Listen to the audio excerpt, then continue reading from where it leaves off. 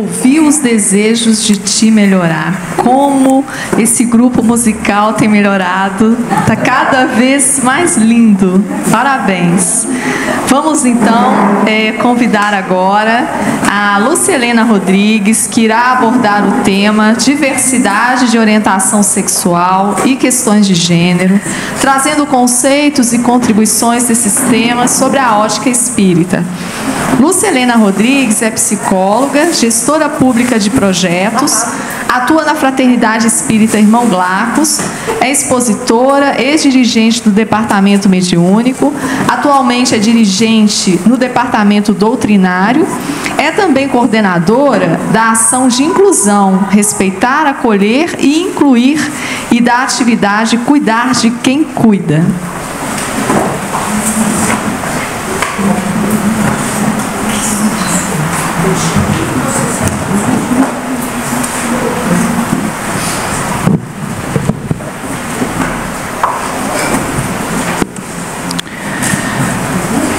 Boa tarde a todas e todos. Eu sou velha amiga da Fraternidade Miramês, mas tinha muitos anos que eu não vinha. Então é uma grande alegria poder estar aqui, retornar. E agradeço o convite, da coordenação, da comissão de estudos, e agradeço o acolhimento da equipe espiritual, que certamente vai nos orientar durante essa tarde.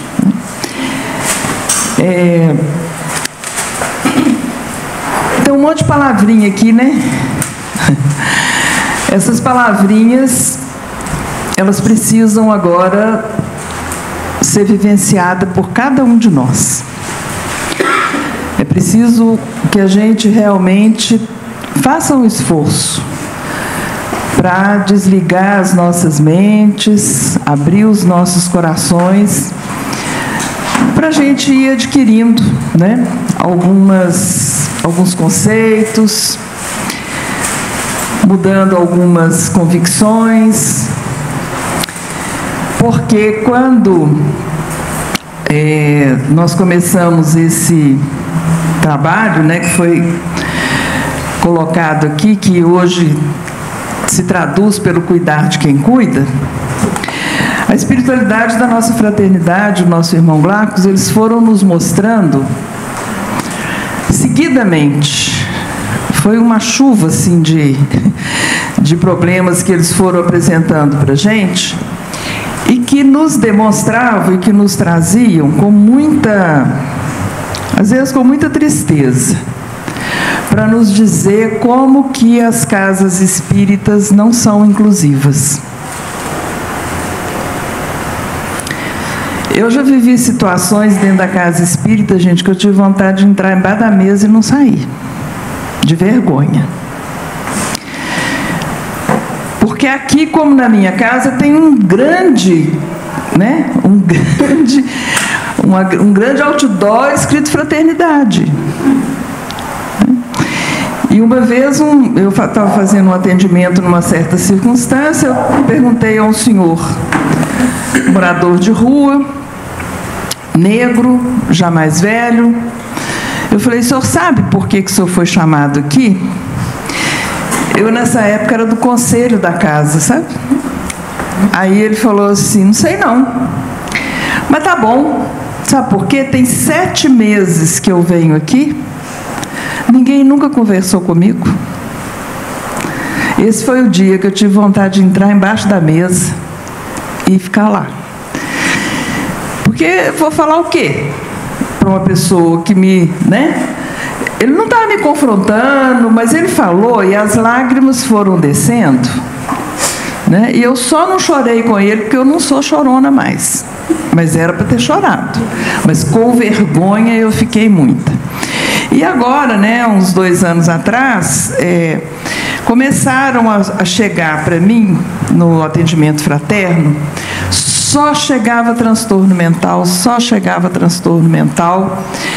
E aí, aos poucos, a espiritualidade foi tratando pela intuição e foi mostrando que nós tínhamos 3 grandes áreas para trabalhar na casa. Uma delas era o transtorno, né, que a nossa irmã Cibele trouxe aqui para vocês hoje. A outra área eram os neurodivergentes, né, são os TDAHs, as sopas de letrinha, que eu estava brincando, né, que eu chamo de sopa de letrinha, porque a coisa está tomando uma proporção perigosa.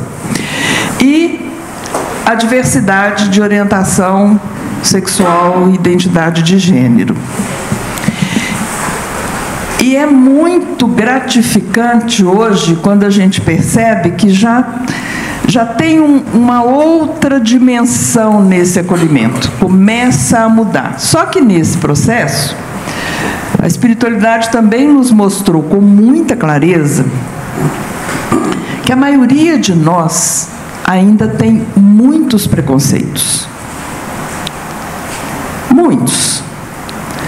Gente, vocês não fazem ideia, às vezes, o que eu escuto de gente que está há 30 anos na doutrina e enche o peito para dizer, né, que tem 30 anos que estuda a doutrina. Eu falo, nós tem 2000 anos que estuda evangelho, pior ainda, né? 150 anos de doutrina perde 2000 de evangelho, é quase nada, né?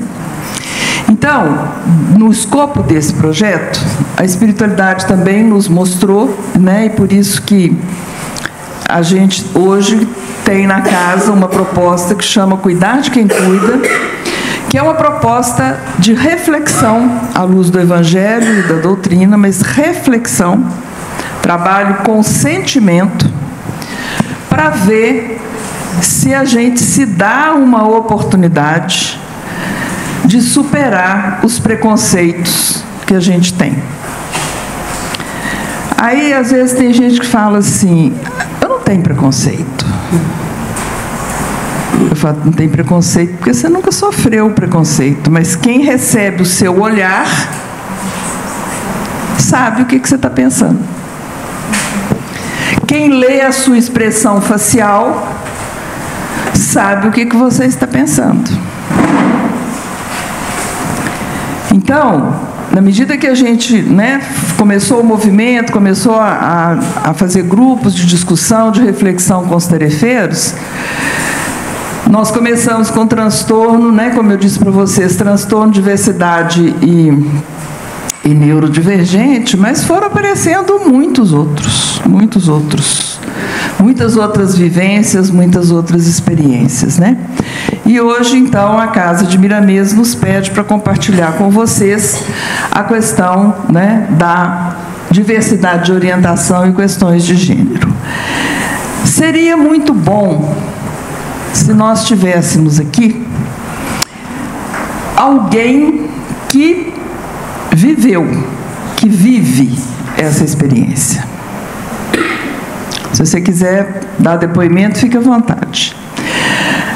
Mas como é muito difícil, né, a gente propor para as pessoas, às vezes, que elas se exponham, que elas, né, fiquem nesse lugar, eu pedi a uma pessoa muito querida se ela podia escrever para a gente, para eu trazer para vocês, alguma coisa do sentimento dela, né, neste processo. Tá? E ela escreveu uma carta longa, muito bonita, que eu não posso colocar na íntegra, porque ficaria muito tempo, e nós temos um conteúdo muito extenso para compartilhar. Então, ela começou a nos dizer da seguinte forma: desde o nascimento, na verdade, gente, ela começou com o chá de revelação. Tá? Para ser fiel ao que ela escreveu, ela disse, por favor, não façam chá de revelação. E aí ela começa o texto dizendo assim, desde o nascimento, nossa vida já começa com uma imensa carga emocional das expectativas de outros sobre nós. Ainda na barriga de nossa mãe, temos nosso destino traçado. Minha princesa será médica, dançará balé, super estudiosa e me dará muitos netinhos. Crescemos com estas falas, com esses desejos, que às vezes até parecem se tornar nossos, mas em muitos momentos se transformam apenas em um fardo que carregamos, sem nos identificarmos com o que foi projetado por outros, né, para nós. E com isso, traumas, medos, inseguranças e repressões vão moldando quem somos. O desafio começa quando a gente não sabe de onde ou qual o motivo vem a dor. Mas ela existe. E cresce ao longo da nossa caminhada na Terra. Desde muito nova, 3 ou 4 anos, eu gostava de brincar com coisa de menino. Nunca tive interesse em brincar de boneca, ainda que eu tivesse uma prateleira cheia delas no quarto. Para o balé, nunca levei jeito. Apesar de ter uma irmã que dança lindamente e que parece flutuar quando tem uma sapatilha nos pés. Sair toda emperiquitada com laços de fita e vestido era um verdadeiro martírio para mim. 3 a 4 anos. Então, gente, para nós trabalharmos dentro do conceito da doutrina espírita, nós temos estudado muito o nosso irmão Eurípides Barçanufo, que recebeu de Jesus, né? Ele conta isso para a gente num dos primeiros livros dele, dos Princípios para a Educação do Espírito Imortal, Fundamentos para a Educação do Espírito Imortal. Ele vai dizer o seguinte, que ele recebeu de Jesus a tarefa de evangelizar o Brasil. E ele coloca um conceito muito importante para nós, em que ele diz o seguinte: você é um evangelizando e é um evangelizador ao mesmo tempo. Por quê? Porque você aprende e você ensina, e ao ensinar você aprende e você continua, né, ensinando, desde que você tenha essa consciência, né? Então, ele vai trabalhar desde o início, com mais profundidade, esse conceito que às vezes a gente passa meio por cima dele. Chega para cá para eu te ver. Que é o planejamento reencarnatório. Então ele vai nos dizer, o planejamento reencarnatório é um processo educativo. O espírito está lá no plano espiritual ainda, né? Então é um processo que o espírito vive lá no plano espiritual, que aprimora as suas vibrações do pensamento. Ele faz isso sozinho? Claro que não, né? Nós ainda não estamos neste estágio evolutivo para tomarmos todas as decisões sozinhos. Ele afirma, né, o planejamento reencarnatório se assenta nos moldes das leis que regem a encarnação. Tem uma coisa que espírita não pensa, é que a nossa vida é regida por leis. E leis divinas são inderrogáveis. Parte 3ª do Livro dos Espíritos.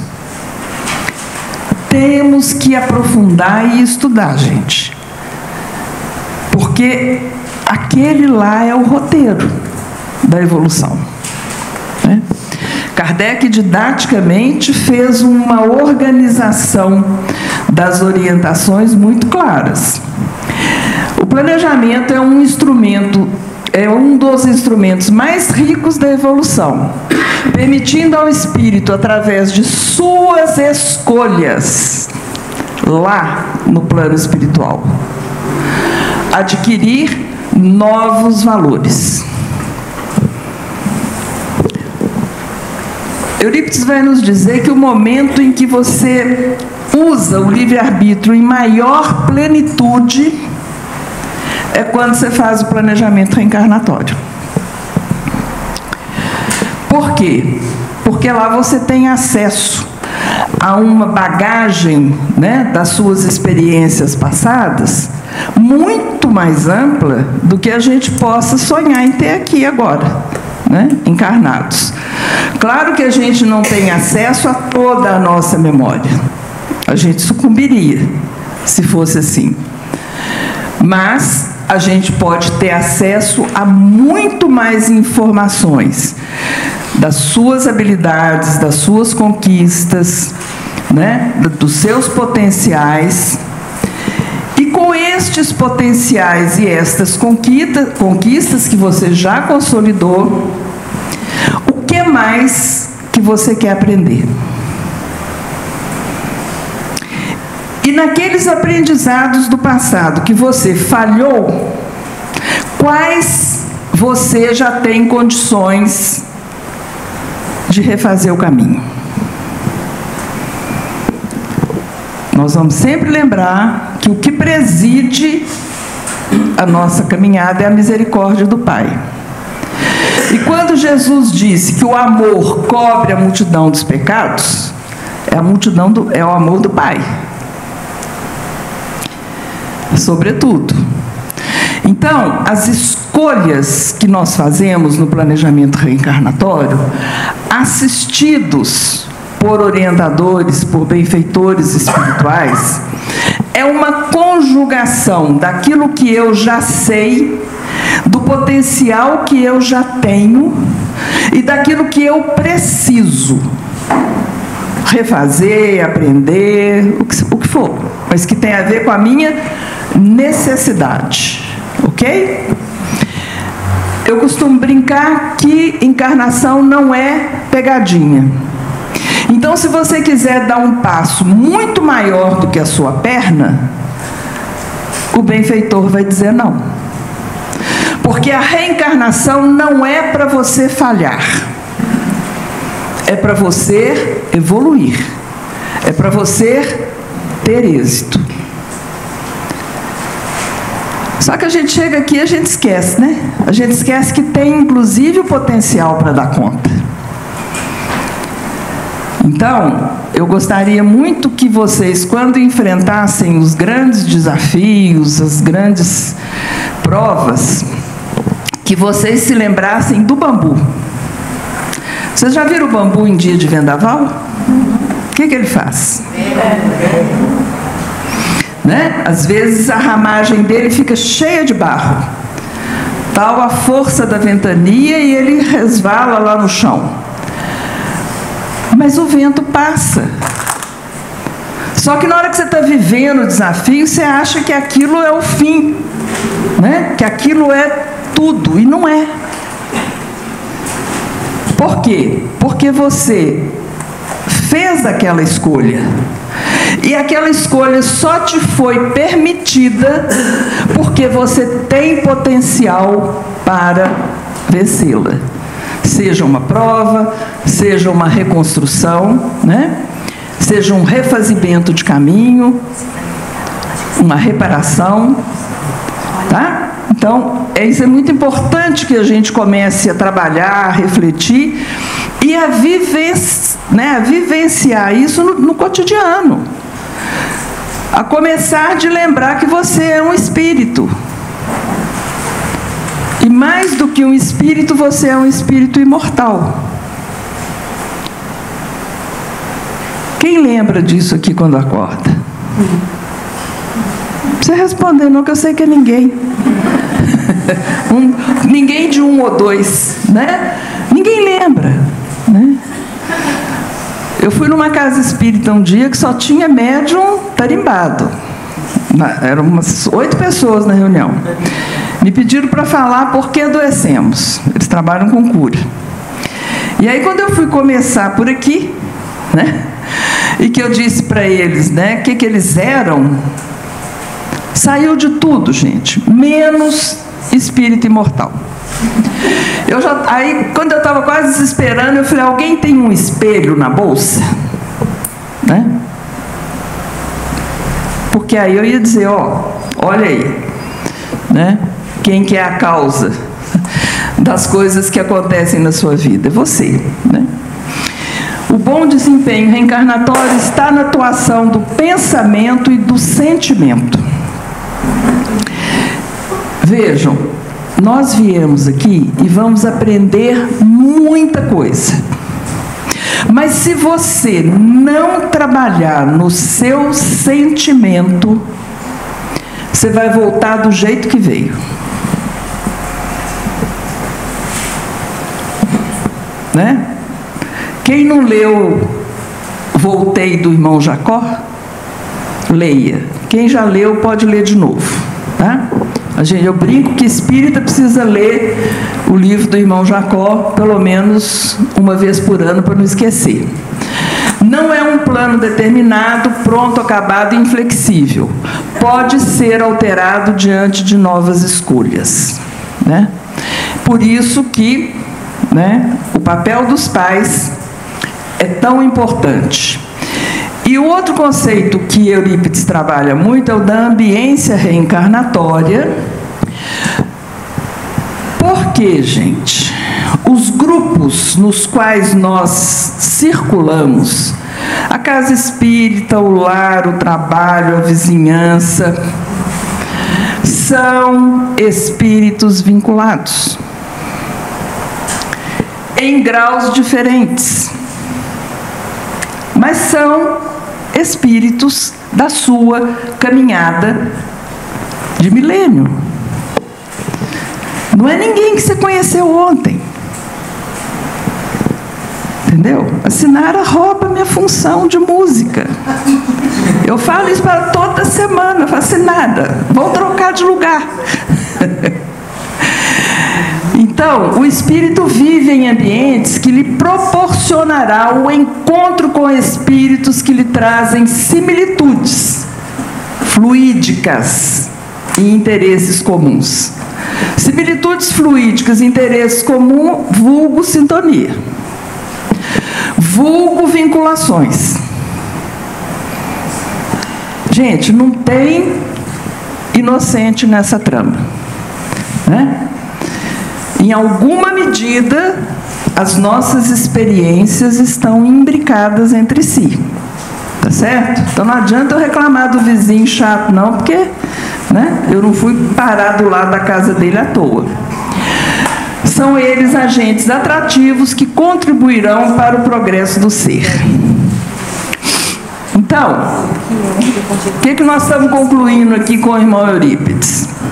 As escolhas e definições se apoiam na singularidade de cada espírito, com as suas conquistas e necessidades diversas de aprendizado e reajustamento à lei do amor, que nos regula a caminhada evolutiva. Tem alguma discordância em relação a isso, gente? Então, as escolhas que a Lúcia Helena fez têm a ver com as necessidades da Lúcia Helena. As escolhas que Sinara fez têm a ver com as necessidades de Sinara. Eu tenho alguma competência para questionar as escolhas da Sinara ou as escolhas da Cristina? Tenho, gente? Não deveria. Né? Mas, na verdade, é chegado o tempo da gente entender que cada individualidade tem uma trajetória, tem um ritmo, tem um tempo, é filho do mesmo pai, com os mesmos direitos de herança, de amor e de graça. Quem lembra disso? Quando eu fico com raiva do meu chefe, eu lembro que ele é filho de Deus? Meu irmão? É claro que não, né? Percebam que o nosso estágio de vivência da doutrina e do evangelho é esse. Ainda centrado no nosso ego, né? Ainda nos colocando igual uma criança de 4 anos que ainda acha que o mundo gira em função dele. nós ainda somos crianças espirituais. Vamos ver se a gente, nessa transição, se a gente cresce, né? Para a gente chegar e poder ficar lá na regeneração. As questões sobre a sexualidade e os papéis e experiências delas decorrentes são tratadas com clareza na codificação. E estão dentro do escopo do planejamento reencarnatório. Também serão decisões que a individualidade tomará em função das suas necessidades e possibilidades de evolução. Ok? Então vamos lá. Na codificação, nós vamos encontrar lá, questão 200, Livro dos Espíritos. Tem sexo os espíritos? Não. Não tem. Tem gente aqui que ainda pensa em Deus e enxerga um velhinho de barba branca, né? Que dirá nós espíritos, então, o que nós somos, né? Se Deus, inteligência suprema, nós estamos tão condicionados pelas nossas vivências religiosas anteriores a pensar nele como um velhinho, e que às vezes está com a vara na mão, né? E que castiga a gente, pune, que dirá a imagem que a gente já conseguiu formar de nós enquanto espíritos imortais. Não como entendeis, pois que os sexos dependem da organização física, do corpo físico, né? O nosso perispírito no plano espiritual, ele não é idêntico ao nosso corpo físico de hoje, né? E a gente, quando vai lá no Livro dos Médiuns, vai ver que o espírito pode se apresentar do jeito que ele quiser. Pode se apresentar como uma criança, como um ancião, como uma mulher, como uma jovem, como, né? Questão 202. Quando errante, né? Quando ele está lá para fazer o planejamento reencarnatório dele, que prefere o espírito? Encarnar no corpo de um homem ou no de uma mulher? A resposta, isso pouco lhe importa. O que o guia da escolha são as provas por que haja de passar, né? Eu brinco com alguns homens aí que na próxima eles vão ter pelo menos uns 6 filhos, né? É meu desejo para ele evoluir, não é por nada, não é só para evoluir. Claro que sim. Claro que sim. Você tem dúvida disso? Então tá, senão eu vou falar que você voltar homem na próxima, né?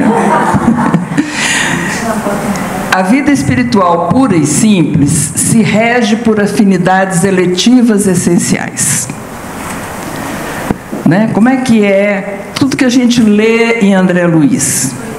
Como é que é a hierarquia no plano espiritual? Pela moral, não é? É pela ascendência moral. Como é que a gente se relaciona? É pela natureza dos sentimentos que nós já construímos mutuamente. Já somos estrelas? Não, né? Estamos a caminho de virar lamparina. Mas a gente já construiu muitas coisas com algumas individualidades. Quando eu penso que Jesus fala do amor universal, eu abaixo a cabeça e penso que realmente falta bastante tempo. Todo mundo aqui, ou muitas pessoas aqui, moram em casa ou moram em apartamento? O apartamento, às vezes, você está porta a porta assim com a pessoa, não está? Você gosta dela? Igual você gosta da sua turma?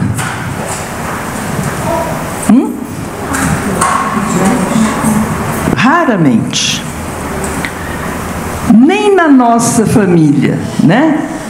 Entre irmãos, o irmão casa. Mas podia ter feito outra escolha, né? Olha com o que eu vou ter que conviver agora, olha lá.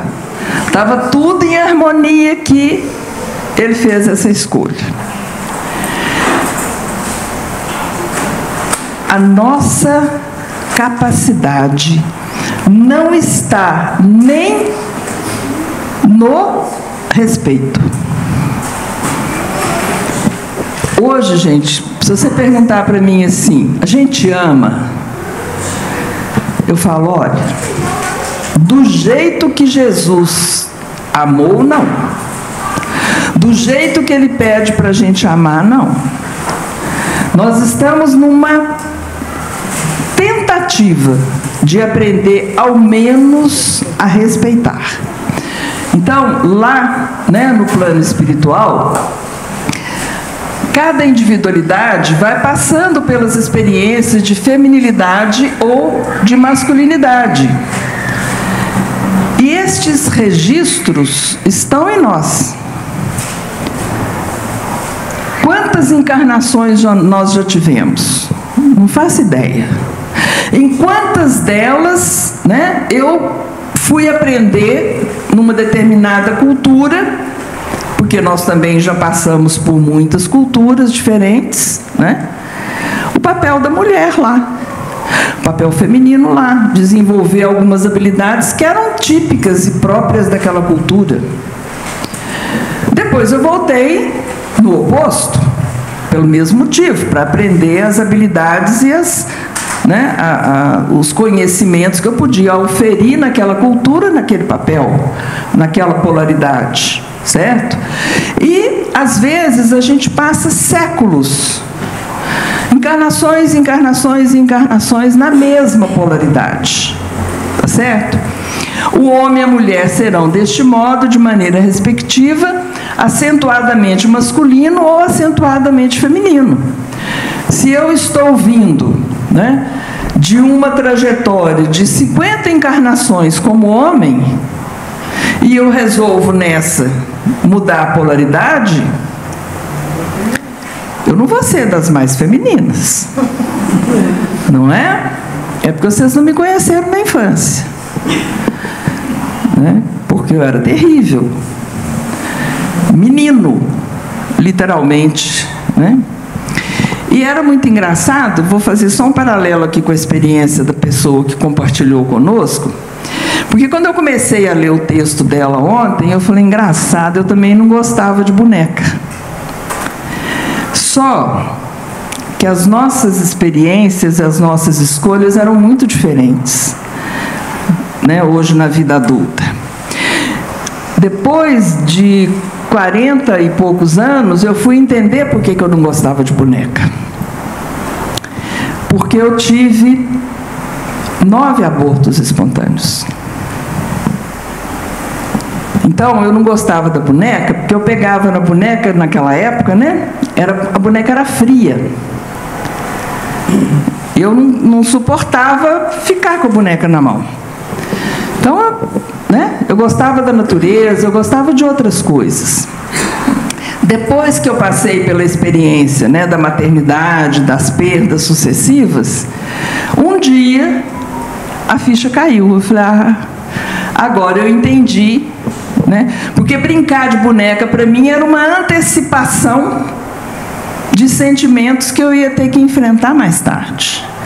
Então eu não queria, né? No caso da nossa irmã que nos deu o depoimento, não. É porque, embora ela esteja em um corpo feminino, a estrutura psicológica dela, pelas sucessivas experiências, né, e pela escolha que ela fez dessa mudança, o corpo mudou, mas a estrutura psicológica permaneceu. Então, vamos continuar aqui com Emmanuel, viu, gente? Vocês estão vendo que é Emmanuel, não é Lucelena que está falando essas coisas, não, tá? Ante os problemas do sexo, é forçoso lembrar que toda criatura traz os seus temas particulares. Nós temos que enfiar isso na nossa cabeça com uma força, para a gente tentar a todo custo respeitar o outro. Tem uma história, tem um porquê, tem um sentido, né? E mais do que isso, gente, né? Foi planejado. foi autorizado para aquela individualidade ter aquela experiência. Diga, querida. Você, assim, muito enraizada as coisas na gente, né? Uhum. A gente está aqui, às vezes, muitos espíritas de berço, e a gente, às vezes, olha para o filho fazendo alguma coisa e fala: quem que esse menino puxou? Né? Então, assim, e a gente se depara, eu, pelo menos, tenho 3 jovens em casa, cada um de um jeito. Sim. E aí, Graças você falando de olhar para ele, de observar, às vezes a gente passa despercebido. E às vezes nem conhece a fundo aquele que está crescendo aqui do seu lado. Pois é. A gente tem que olhar no espelho e ver um espírito imortal. Eu tenho que olhar para qualquer um, mas sobretudo para os mais próximos, que tem uma influência direta no nosso cotidiano. Ele é um espírito imortal, que por acaso, desta vez, é meu filho, ou minha filha, ou minha mãe, ou meu pai. Né? Mas são individualidades com caminhadas individuais, singulares, e que tem todo o direito de fazer as escolhas que fez. Tá? Bom, pelas tendências, onde é que eu parei? Atendendo à soma das qualidades adquiridas na fieira das próprias reencarnações, o espírito se revela. Pelas tendências que registra nos recessos do ser, tipificando-se na condição de homem ou de mulher, conforme as tarefas que lhe cabe realizar. Além disso, a individualidade, muitas vezes, independente dos sinais morfológicos, né, ou físicos, do corpo físico, encerra em si extensa problemática, em se tratando de vinculações e inclinações de caráter múltiplo. Então, gente, cada um de nós encheu uma cesta de desafios, eu não gosto de chamar de problemas, mas de desafios, né? E trouxe. Entendeu? E trouxe. E quer resolver. E quando eles são os nossos filhos, nós participamos deste processo. E eu empenhei com aquele espírito a minha disposição de ampará-lo, de orientá-lo e de assisti-lo na busca do êxito na superação dos seus desafios. Só que às vezes a gente esquece disso, né? E aí, infelizmente, nós vamos ver um alto índice de suicídios entre adolescentes, cuja causa são as indagações de ordem sexual, de gênero, de orientação sexual. Infelizmente é muito alto, tá? Porque a natureza do sofrimento é muito intensa, né? Quando a gente ouve, né, alguns relatos, sabe aquele sentimento de que você não tem lugar? Não existe um lugar para você, né? Não existe uma possibilidade para você, e isso dura anos, anos. Vocês viram o depoimento, né, dessa pessoa, 3 a 4 anos a dor começou. Hoje está com quase 40. Mas só no início da vida adulta que as coisas começaram, né? Teve briga, teve afastamento, teve cobrança, né? Teve bullying, teve apanhar na rua, teve de tudo, né? De tudo. A face disso, a individualidade em trânsito da experiência feminina para a masculina ou vice-versa, ao envergar o casulo físico, demonstrará fatalmente os traços da feminilidade em que terá estagiado por muitos séculos, em que pese ao corpo de formação masculina que o segregue. Olha a expressão que o Emmanuel usa, que o segregue. E tem partes do texto que ele usa que o aprisiona, porque é uma prisão, né? verificando-se análogo processo com referência à mulher nas mesmas circunstâncias.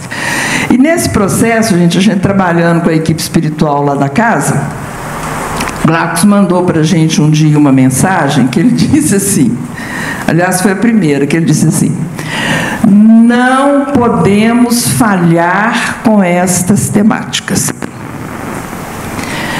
porque ainda haveremos de lidar com elas por milênios. Por milênios. Eu brinquei com a equipe, eu falei, ele podia ter falado séculos, só para a gente ficar mais esperançoso, né? Mas a expressão dele foi essa, por milênios, né? Então, Emmanuel vai lá no livro Vida e Sexo, essa é uma definição, gente, de 1970. A publicação desse livro é de 1970. Kardec foi muito claro a nos dizer, né, que a gente acompanhe os avanços da ciência, assim como nossa irmã Cibele trouxe aqui em relação aos transtornos, a ciência vai avançando, a gente vai acompanhando, né?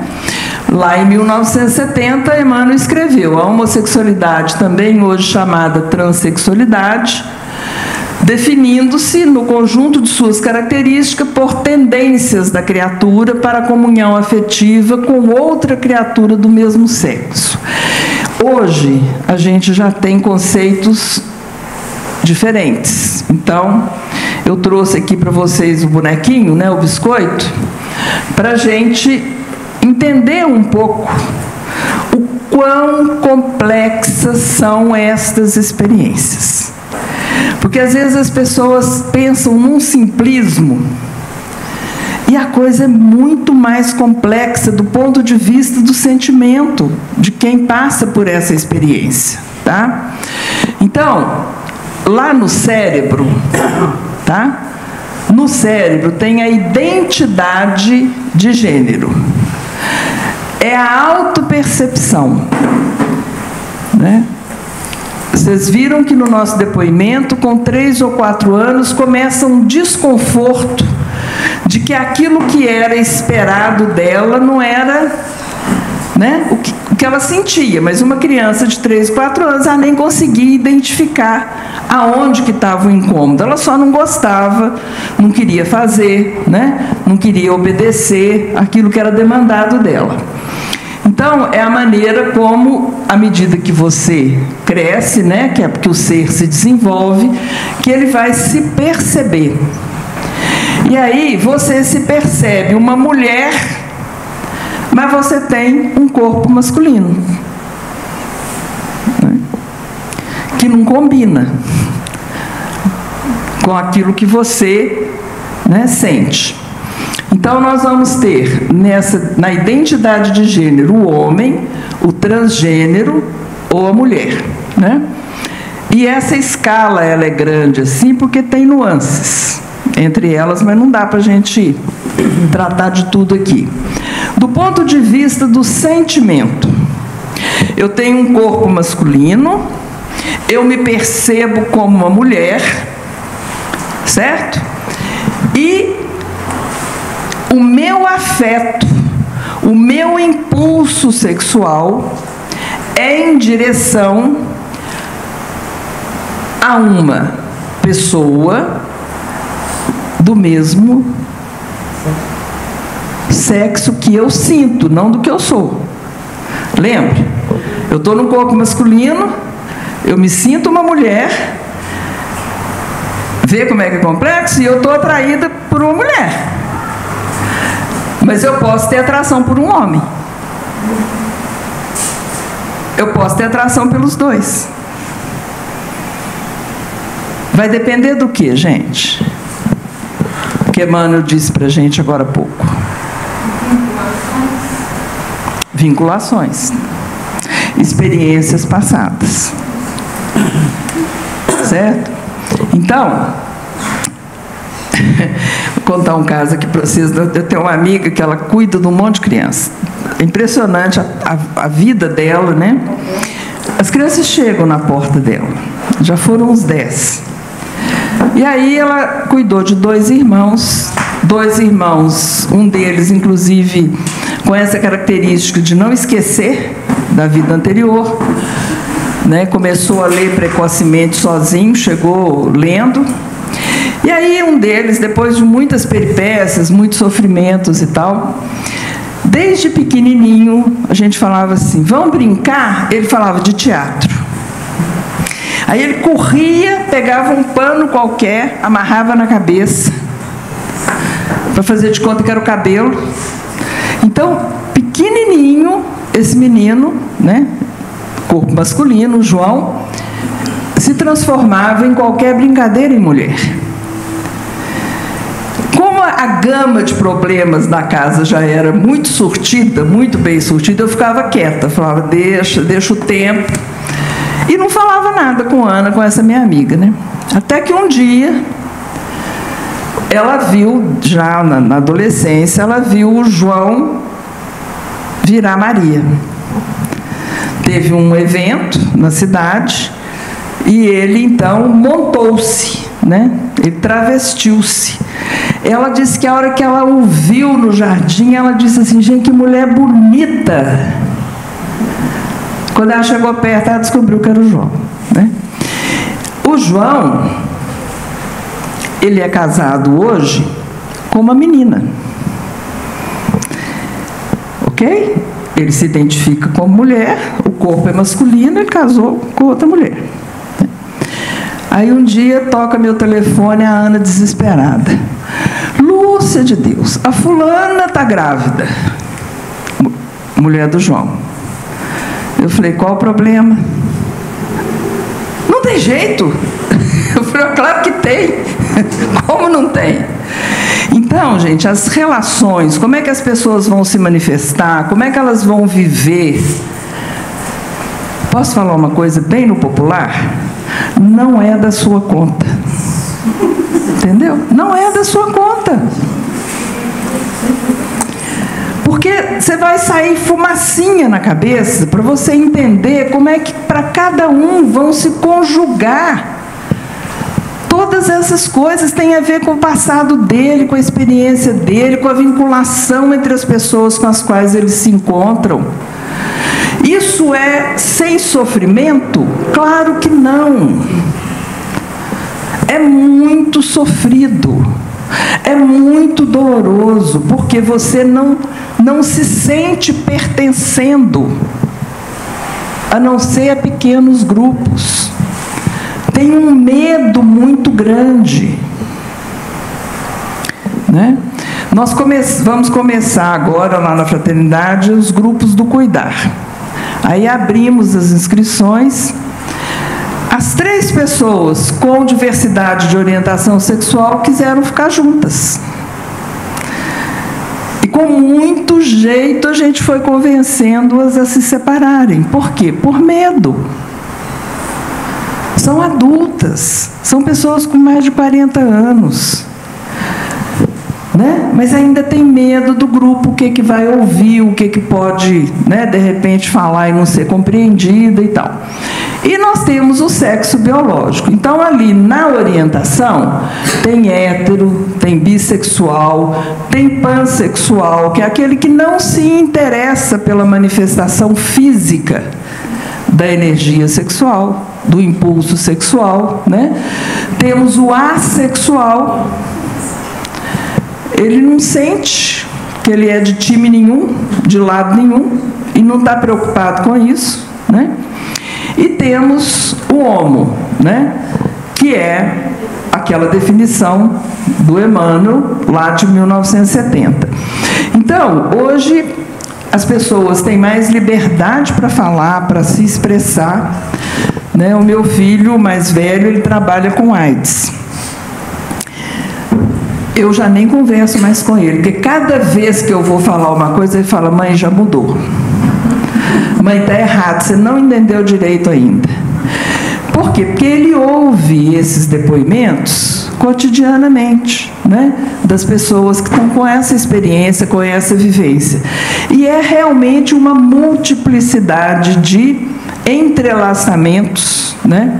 De sentimentos, de percepções, e de reações, né, que as pessoas nos trazem. Então, só para a gente ficar com a liçãozinha aqui, ó. Identidade de gênero pode ser homem, transgênero, mulher. Refere-se ao gênero que reconhecemos pertencer, masculino, feminino ou não binário. Esse já é um conceito também mais recente. Orientação afetivo-sexual: hétero, bissexual, pansexual, assexual e homo. É para onde aponta o nosso interesse sexual ou sua ausência. Se é por homens, mulheres, ambos os sexos ou nenhum. Né? Ou nenhum. Expressão de gênero. Nossa, meu tempo está acabando. Expressão de gênero: feminino, andrógeno, masculino. Por exemplo, as pessoas que se colocam como não binárias, elas adotam uma apresentação de roupa, de cabelo, né, de trejeitos, de modos andrógeno. Você olha e fala, o que é? Né? Mas isso é de agora? Não, de muito tempo, desde a Grécia Antiga, que a gente tem notícia, né? A expressão feminina, então, diz ao modo como nos vestimos, agimos e nos apresentamos segundo os parâmetros masculino e feminino, ou essa coisa indefinida, né? Procura... hoje eles, inclusive, trabalham muito para que as crianças, né, sejam vestidas com roupas que não definam a priori, dentro da cultura, o gênero, né? Como ela não gostava de pôr vestido, laço de fita e tal, né? Então, à medida que a individualidade evolui, no entanto, passa a compreender que a energia sexual envolve um impositivo de discernimento e responsabilidade em sua aplicação. Tá, gente? É complexo, mas não é descolado do desenvolvimento moral. Tá certo? Do mesmo jeito que nós temos em qualquer uma das situações pessoas respeitosas, comprometidas, amorosas, nós temos o oposto: o promíscuo, o desrespeitoso, né? O não fraterno. Eu quero dizer para vocês que o desenvolvimento moral não está no sexo. Tá bom? Não está, né? São coisas diferentes. E as pessoas tendem a fazer destas vivências sinônimo. Não são. Tá? Não são de jeito nenhum, né? Bom... A energia sexual envolve um impositivo de discernimento e responsabilidade em sua aplicação e, por isso mesmo, deve ser controlada por valores morais que lhe garantam um emprego digno, seja qual for a orientação ou a identidade. Né? O que tem que conduzir a vida do espírito é o seu desenvolvimento moral. Né? Ele pode usar essa energia na criação de formas físicas, que vai formar família. Ele pode, né? Não sei se vocês já viram, tem um post que fala que as famílias homossexuais adotam as crianças que as famílias heterossexuais abandonaram. E é verdade. Né? Eles não adotariam crianças se não tivessem crianças abandonadas. E essas crianças foram geradas por relações hétero. Então, do ponto de vista moral, não é a natureza da relação sexual que vai determinar, certo? A elevação do espírito, tá? A criação de obras beneméritas, né? Na cultura, nas artes, você pode encontrar produções de grande elevação moral e não tem nada a ver com a identidade de gênero, a identidade sexual do autor. Tem a ver com o seu desenvolvimento moral. Ok? A gente precisa começar, né, a fazer essas diferenciações e cuidar, porque a energia sexual, ela não é só reprodutora, ela não é só da manifestação da sexualidade. Tudo que você cria, tudo que é transformado durante a sua vida, você está usando a energia sexual. Sabe aqueles faquires que fazem levitação? Para conseguir aquilo, eles fazem uma acumulação de energia sexual. A técnica, né, é abster-se e gerar essa acumulação de energia que vai dar a eles algumas outras possibilidades. Bom, acho que vocês já leram, está claro, né? Acho que o conceito está claro aí. Para a gente não ficar só, já estou terminando, viu, Cristina? Para a gente não ficar só no Emmanuel, nós trouxemos aqui 2 citações do André Luiz nos seus livros, tá?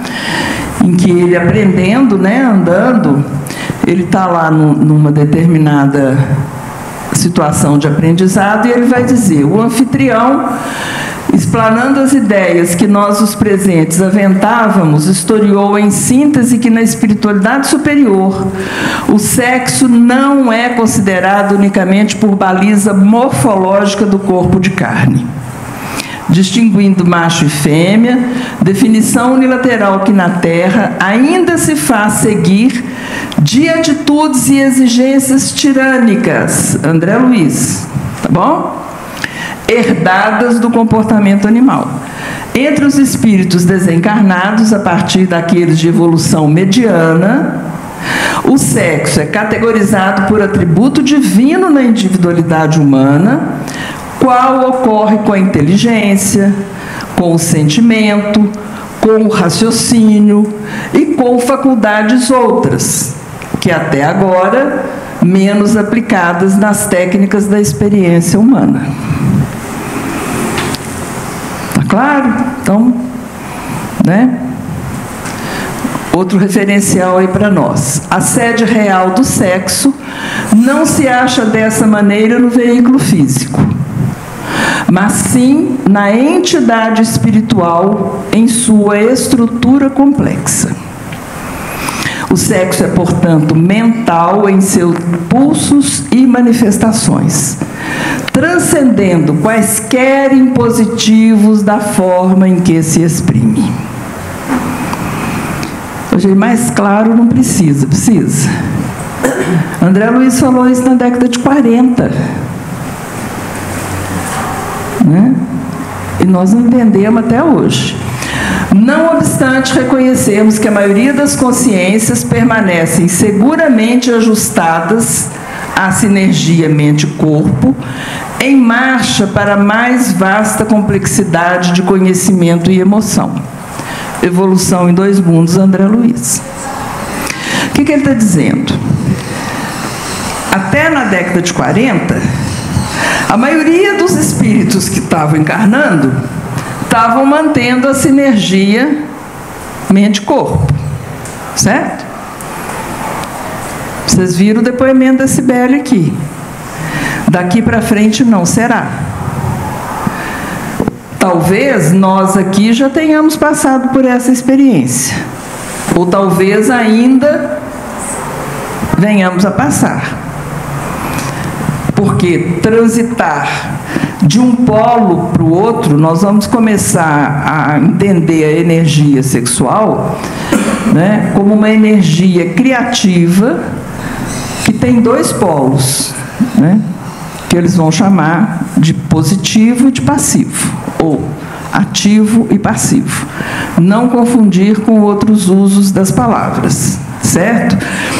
O importante é nós entendermos que são polaridades. Pensa em energia, e são polaridades, e que, né, para você atingir a iluminação, você precisa dos 2 polos. Não precisa? Para a gente atingir a sabedoria e o pleno desenvolvimento dos nossos potenciais, nós vamos ter que estagiar nos dois polos.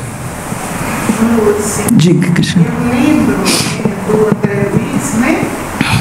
Missionários da Luz, o Alexandre lá falando que nenhum de nós aqui na Terra, nenhum de nós encarnados, está livre dos compromissos no campo do sexo, porque a nossa retaguarda é cheia de compromissos, né? Então é por isso, eu acredito, que cada vez que passa nós vamos ver mais aprendizados nesse campo, até que nós aprendamos, né, a santificar esse vaso que somos, né, que é o espírito ligado ao corpo, né, a dar para esse corpo como você disse, o verdadeiro valor da vida.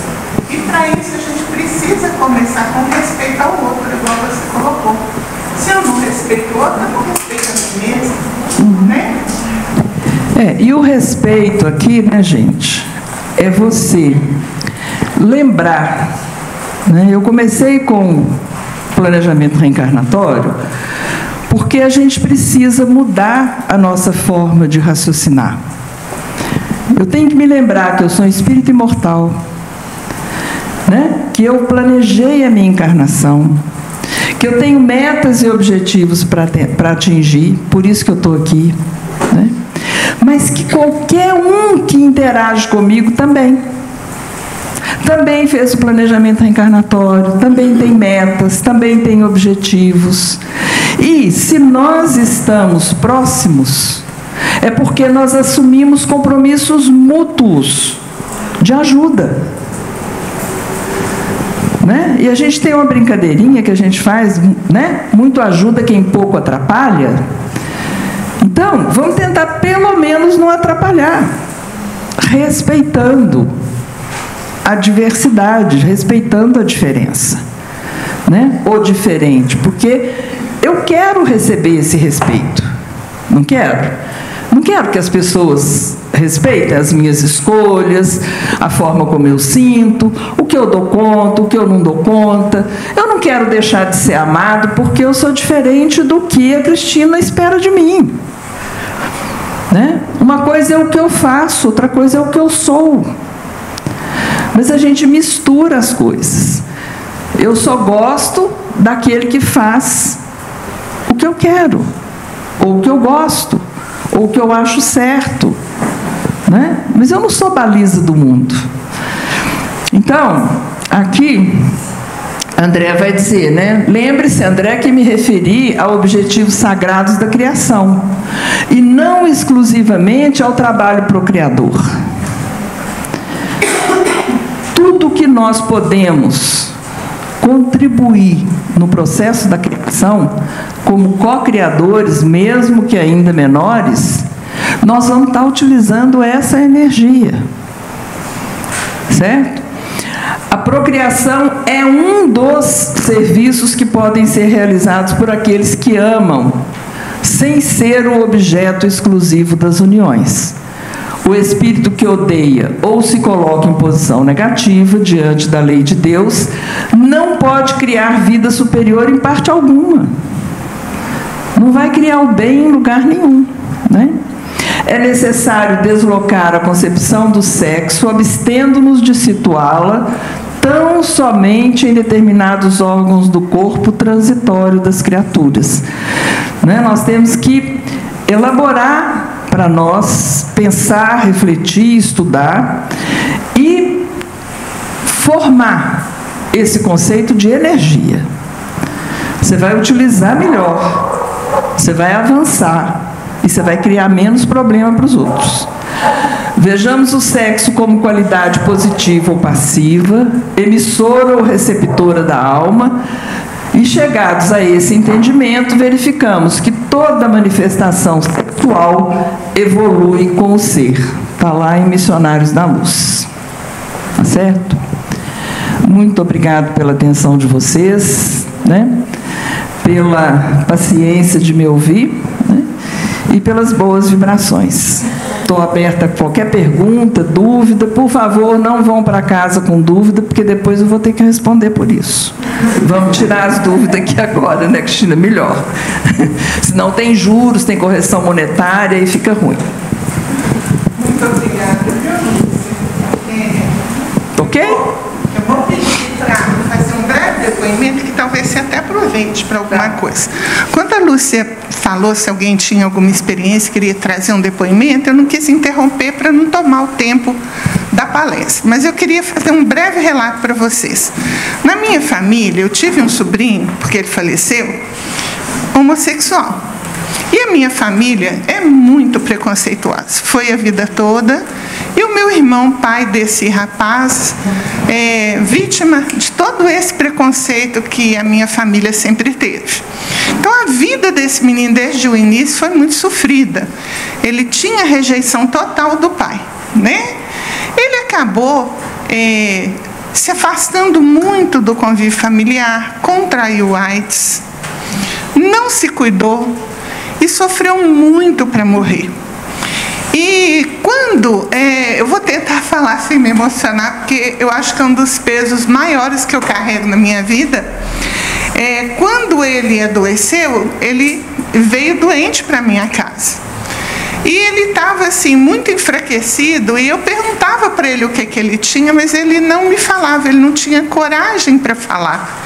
Ele não tinha coragem para falar, por quê? Porque faltava amor naquela família, né? Então, eu tentava de todas as formas entender para poder ajudar. E o meu filho, por exemplo, eu já tinha trazido esse sobrinho para morar na minha casa uma vez para tentar ajudá-lo, mas ele teve muitos comportamentos de desequilíbrio, a ponto de eu não poder ficar com ele na minha casa, que ele pegava o cartão de banco da minha mãe, tirava dinheiro escondido, ele pegava as coisas do meu filho, mas era o quê? Tudo era um grito de socorro, né? Chegou num ponto que eu não tinha como manter ele dentro da minha casa, mas eu tive que devolver ele para o pai dele. Então, o que ocorre? Quando ele veio, então, doente, e ele não me dizia o que ele tinha ali, ele falava que ele estava com uma gripe muito forte, e em 3 dias eu vi ele piorar gravemente, e aí ele, querendo a presença da mãe, e a mãe não veio, ele foi dormir num barracão que tem lá no terreno da minha casa à noite sozinho. E quando eu cheguei nesse barracão no dia seguinte, eu achei um sofrimento tão grande. Ele estava como se fosse um feto. E tinha tanta desordem, tanto vômito, tanto sangue, tanto tudo dentro do barracão, que foi um trauma para mim encontrar aquilo. E ele foi internado. A AIDS já estava em estado avançado, ele sofreu 3 meses horrivelmente e desencarnou. E eu digo para vocês que isso foi por falta de amor. Então, não façam isso. Nós não podemos voltar atrás. Eu nunca o maltratei, mas hoje eu tenho que reconhecer que eu não tinha a mesma facilidade de amá-lo como eu amava os outros. E eu não posso voltar atrás. Vocês ainda podem, talvez. Então, fica aqui esse depoimento. Deixei aqui atrás de mim, esqueci. Gente, desse trabalho nosso, nós geramos primeiro essa cartilha. A Cristina tem, aqui na casa tem, mas quem quiser, né, olhar aqui, na última página dela, tem um link, né, que vocês, clicando, vocês vão acessar o site da FEIG, tem a cartilha, ela está à disposição, tá? E esta cartilha, ela traz uma série de links, tanto do ponto de vista legal, quanto, né, das referências doutrinárias e evangélicas. O irmão Glacos, quando ele nos orientou, ele nos disse o seguinte: o tarefeiro deve cumprir a lei, ou seja, tem lei positivada. Se você discriminar, onde quer que você esteja, você pode responder do ponto de vista legal. Você tem que, né, se você não tiver a amorosidade do respeito, você tem a barra da lei. E que a gente precisava, então, acolher os moldes de Jesus. Tá? Então, o Acolher nos Moldes de Jesus é a nova cartilha que foi elaborada após a discussão de grupos de tarefeiros, né, que eu trouxe hoje, deixei aqui na casa, né, e também está no nosso site, está à disposição, tá bom? Quem quiser baixar, quem quiser ler online, fique à vontade, tá? Vai ser um prazer. Tá, gente? Nós vamos divulgar no site da Fraternidade. Quem quiser pode procurar o departamento de estudo, tá bom? Obrigada, viu? Muito obrigada. Deixa eu te fazer uma pergunta. Esse tema, você já fez palestra em cada espírita? Olha, na década de 90, eu fui em Itabirito. Em Itabirito, para falar disso, porque ela ligou, falou assim: alguém me disse que se eu te pedisse, você teria coragem de falar, porque naquela época o pessoal tinha medo de falar isso. Eu falei: bom, eu vou falar o que Emmanuel fala, o que André Luiz fala. Se alguém quiser jogar pedra, fica à vontade, mas vai discutir com Emmanuel e com André Luiz, porque eu não tenho essa competência. Não, eu sou psicóloga de formação, então eu sempre trabalhei com os excluídos, né? Na casa espírita e fora da casa espírita. Mas essa temática especificamente, né, a equipe espiritual da casa nos orientou a trabalhar agora, mas de forma mais assertiva e mais, tá? Mais direta, tá? Mais alguma questão, gente?